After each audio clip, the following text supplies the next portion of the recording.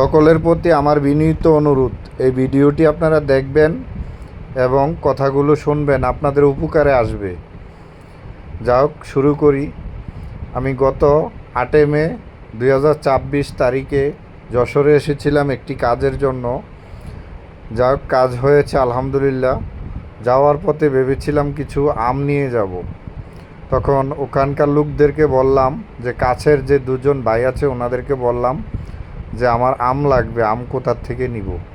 তখন উনি বলল আমাকে, আপনি আমার সাথে আসেন। তখন তিনি আমাকে অনেকগুলো বাগান ঘুরিয়ে দেখালো, এগুলো আম বাগান। তখন আমাকে প্রশ্ন করলো যে এখানে কোনো আম পাকা আছে? আমি বললাম না। তো ওনারা বলল যে বেশি লাভের আশায় তারা আমগুলো পেড়ে ট্রাকে উঠিয়ে দিচ্ছে এবং ট্রাকে কিছু মেডিসিন দিয়ে দিচ্ছে।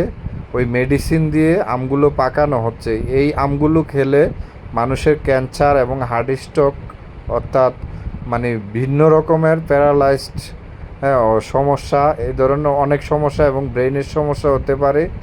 তাই এই আমগুলো আপনারা কেউ খাবেন না। এবং ওনারা আমাকেও আনতে নিষেধ করলো, আমি আর আনিনি। তাই আমি সবাইকে অনুরোধ করব, আপনারা 15-20টা দিন অপেক্ষা করেন।